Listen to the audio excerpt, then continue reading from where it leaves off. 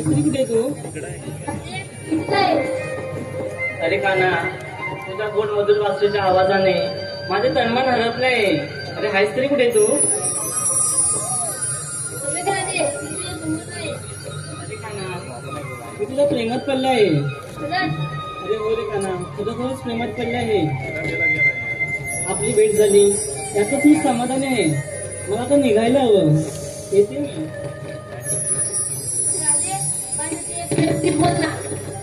जर तू साथ देणार असशील तर रंगीत राहील. चालेल मग.